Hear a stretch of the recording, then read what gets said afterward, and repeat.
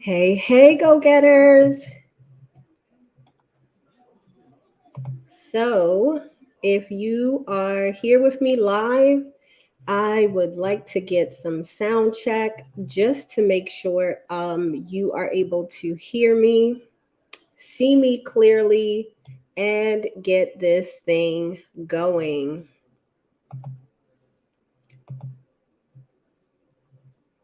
I also want to double check that we are live on YouTube. So just give me 2 seconds. Let me double check that. So this year, we are actually trying some new software for streaming. And with that in mind, we want to make sure that we are always continuing to up level the quality.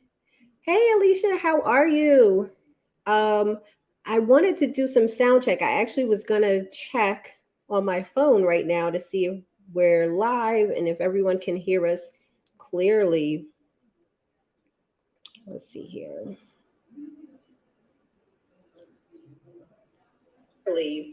Okay, so we're good. Good, good, good. Yeah, because tech be teching, y'all. So it was all good. And then we had some I had some issues on the back end getting set up today. Couldn't even use my fancy camera, y'all, but it's all good. We're gonna still roll on. First of all, I want to say thank you so much for joining me tonight. This is our first YouTube Live of 2023 for the Virtually Centered Solutions channel. So, before we get started, I just want to introduce myself. So, my name is Tanisha Halstead, and I will be your host tonight for our session. I have been a CRM slash automation consultant for almost 4 years now, but also have a years in corporate as well, and just built up that operations understanding through those analytical roles. Now, uh, tonight, what we're going to actually talk about, and if you're joining us here for the first time, actually, please drop in the chat where you're tuning in from. If you're a replay watcher, we welcome replay watchers because guess what, y'all? It's a safe space, and we just always want you to feel welcome.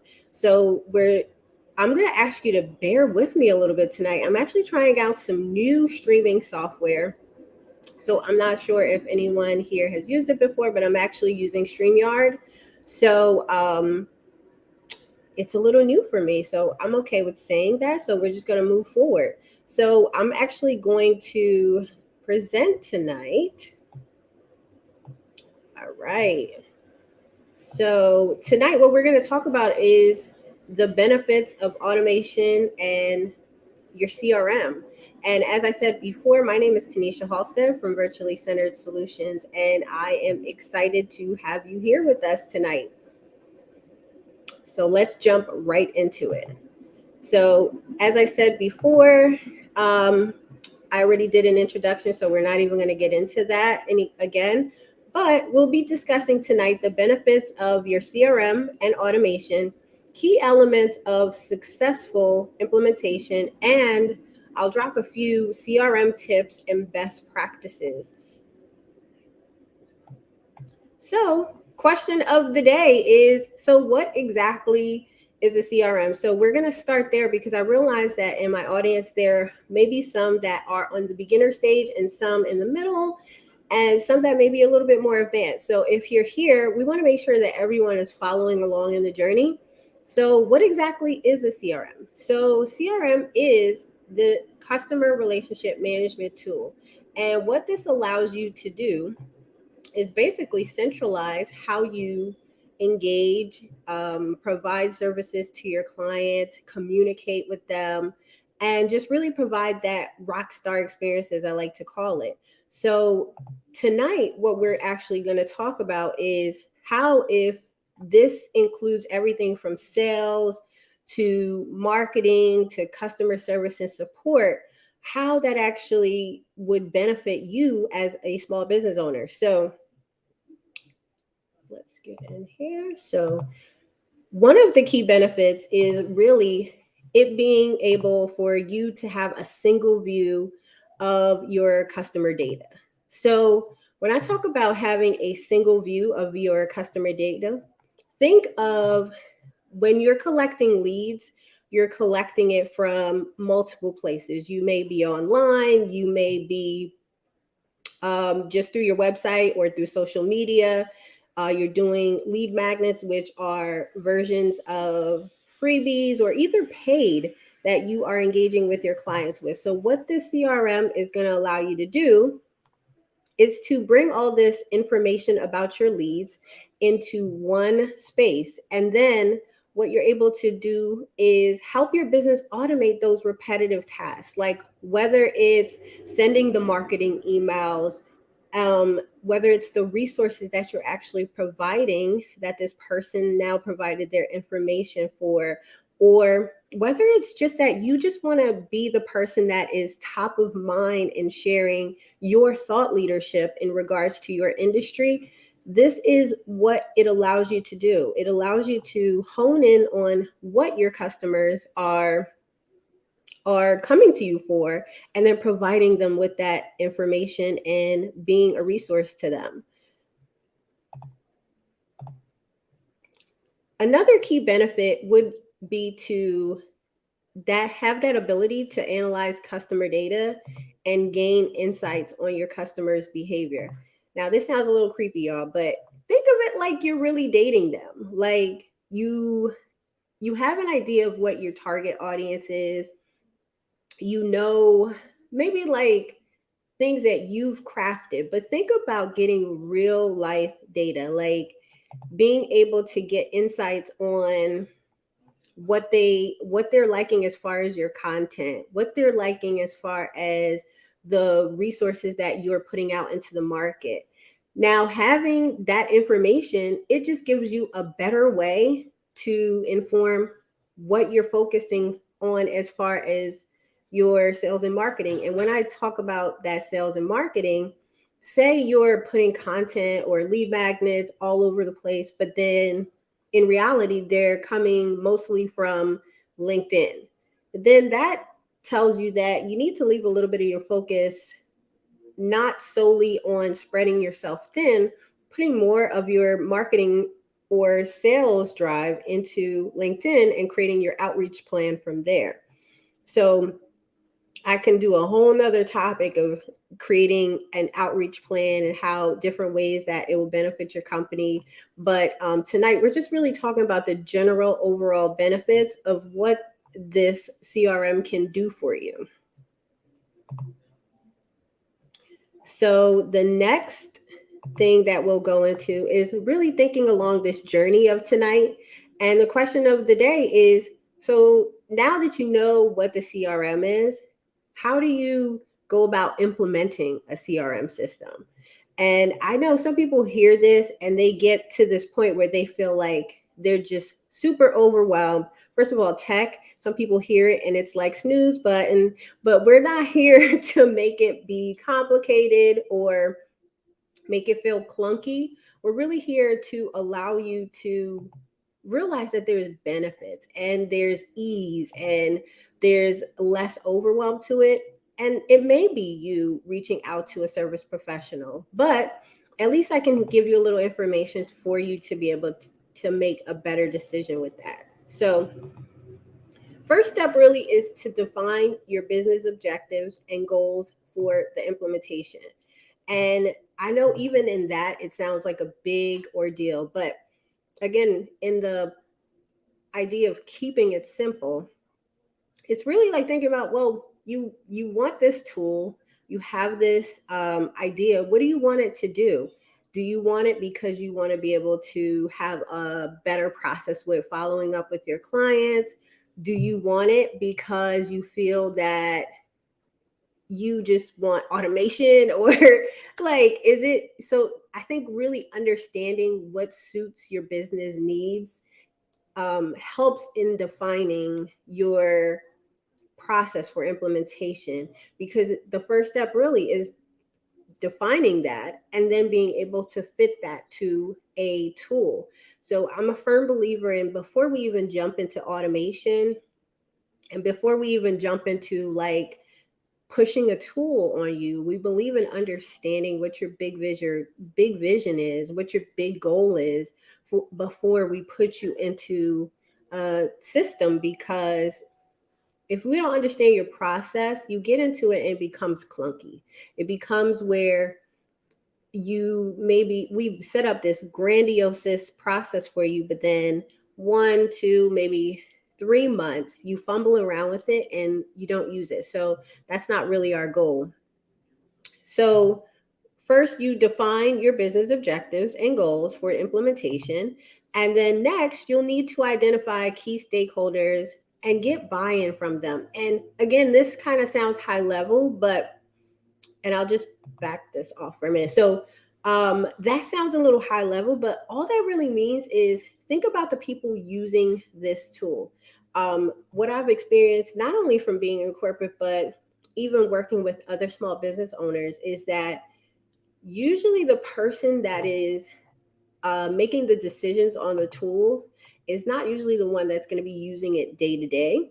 So it's very helpful to get team insights, or just even if you have any past experiences, or you're maybe in communities of business owners, getting insight and understanding before you actually jump ahead with it. Because what ends up happening too, it kind of rolls back into what I said earlier, is the best tool is the one that you will actually use.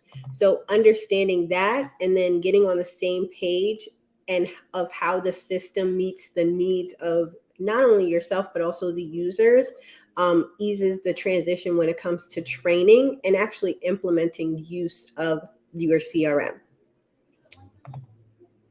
Okay, so next we'll get into, once you've understood what a CRM is, you have a few steps of understanding. Now that you know what it is, you kind of decided what your vision is, your goals, what you'd like it to actually take place, what you'd actually like it to do, then you'll need to prepare to implement. Now, what you see on the screen is we're actually a Keep certified partner here at Virtually Centered Solutions. So that is typically the one we would recommend. But again, we are not here to force you into a particular tool. I do believe that as small business owners, there's stages. So you may be at a stage where you are beginner and you may not need all the bells and whistles, and they do have other CRMs which allow you to still get the benefits of automation, but then also maybe not as much cost for your business at this particular time. So the next stage is really then choosing which CRM to implement for your business. And when you decide that the time is right to invest into a CRM, know that, it may take you actually also investing in an experienced consultant to be able to help shape the plans and the goals. Keep, if I must say, has a well-earned reputation for helping customers get off on the right foot. They offer a lot of training, and really, if you set aside a few hours up front, just to figure out how to create that CRM strategy, it definitely pays off in the bigger, like, insights or bigger value for your company down the road. So as I said, we are considered a Keep certified partner here at Virtually Centered Solutions. And at the end of this recording, I'll actually drop a link if you're interested. We do have a 14-day free trial that allows you to kind of get hands-on and maybe even view some of the things that I discussed earlier and see if that could be of benefit to you as far as your choice for a CRM. So let's add this back here. Okay, so the next question really then goes into, so how will you use a CRM? And This kind of flows into the next thing that we were talking about, which is tips and tricks. So now that you've gone through the phase of you understand what a CRM is, you have a few ideas of how to go about implementing it, at least one or two steps of how to go about implementing it. Now think of like, well, how will you use it? So the first step that I usually think about is what we talked about earlier, how it's processing your leads.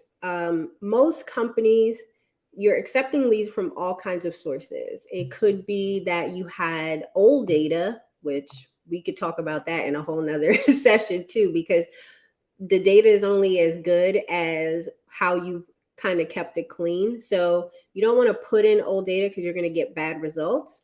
But nonetheless, you could have had data from sources or leads from sources like spreadsheets, from an online form that you had, or you could be using an email marketing tool already like ConvertKit or ActiveCampaign, and you decide now that you want to move officially into one central place.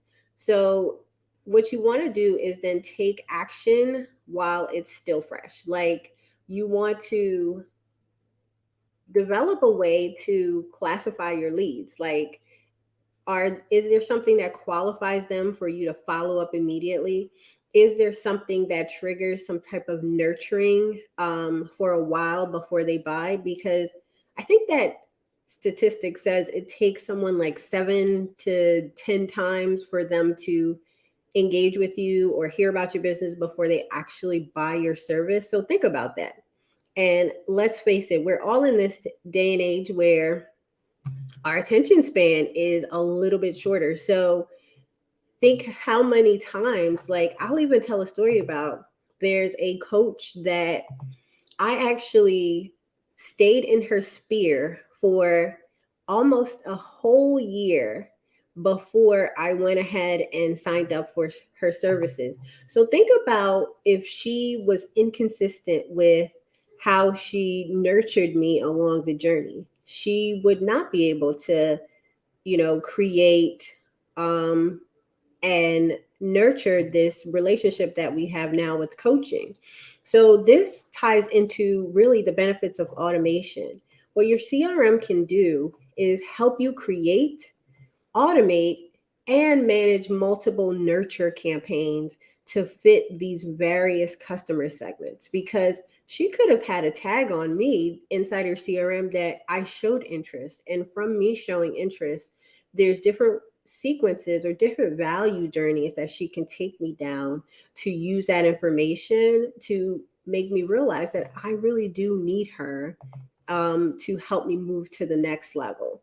So when we talk about processing your leads, think of when you segment your customers and prospects this way. You add muscle to your marketing. Like, your CRM records, essentially phone numbers, email addresses, and all the other data you have about your customers, they won't have to re-enter their data on your site or repeat it on the phone. CRMs just help you track the ways your contacts interact with you. Whether they downloaded an ebook, chatted with you, chatted with a sales rep that you have, or so on and so on.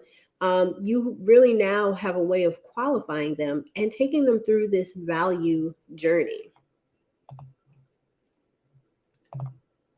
So think about processing your leads as being able to take everything, taking all your lead generation activities and putting them into a central place. So second, you want to get to know your customer values. So one of the things that we think about with customer value, it goes back to that thought of a value journey. Like, so when your clients engage with you online, you want to learn about them. You want to learn about their buying habits. This will really help you analyze which customers are more profitable And it sounds a little like cliche or like faux pas to say that. But as we mentioned earlier, you can give better service to your best customers. But another CRM best practice or tip is to look for and drop low margin customers. Really, they're just draining your resources rather than earning you profits. So I know it sounds really, really harsh, but it's not. Too many of the time, we want to focus on too many low margin customers and they can drag down a business pretty fast. And prepare yourself to be surprised as you get to know your customers and the point of the value they are providing in the journey that you've created. It's not always customers that have the highest sales who are the most profitable. You really just want to think of what is the lifespan of this client with you. And from that, you're getting to know your customers and you're able to then provide resources, which in turn help you to increase your profits. And bonus, I always say that I'm going to give like one or two or just a couple, but let's face it, I could talk about this on and on and on. So, the bonus that I have for you today, as far as tips and tricks, is think of ways that you can connect with your customers again and again. And because we're talking about automation and your CRM, you want to think of like a re-engagement strategy. So one of the things about Keep, which I absolutely love, is the way that they implement data hygiene. So what that is we get leads from whether we're doing summits, we're doing conferences, we have our lead magnets, social media, and all the things marketing. But over time, those lists need to be cleaned up. So they have features inside the CRM which allow you to clean out whether they've been inactive for a certain time period. And these are things you can set up that are matching to your business. But once you clean that up, you can then choose to say, if someone hasn't engaged with my content in, I don't know, maybe 4 weeks or even longer than that, what you can do is then have a nurture sequence that talks to them, that allows them to feel that, I haven't forgotten about you, and still providing them value, or sharing a resource with them because maybe, they're at a different season in life and this just gives you that opportunity. So that's a bonus for today, is to connect with customers again and again. And really, that's just a re-engagement strategy. So just to recap what we talked about tonight, what we really talked about was the benefits of your CRM and automation, the key elements to successful implementation, and a few CRM tips and best practices. Now, I really hope that you found this helpful. On the channel, we will be back to our schedule where we published one weekly video, and then we'll do our lives the fourth Wednesday of the month. So I am super excited for the content that we have lined up for you this year. I'm super excited because we are just ready to up level the equipment, up level the quality. We are here for it all. And if you are new here, my name is Tanisha Halstead. I have 4 years being a CRM and operations consultant, but I don't know, it's probably like 15 or so years inside of the operations and analytical roles inside of corporate. So I am here to help small business owners automate their repetitive tasks so that they too can save time and spend time doing more of the things that they love, whether that's with their family, their health, or just, living life. Because let's face it, life is life, and sometimes, and we should be able to enjoy it. So I want to thank you again from from Virtually Centered Solutions. And I hope that this was helpful again. And we will see you on the next live. I hope that everyone has a wonderful rest of their day, evening, morning, wherever you are.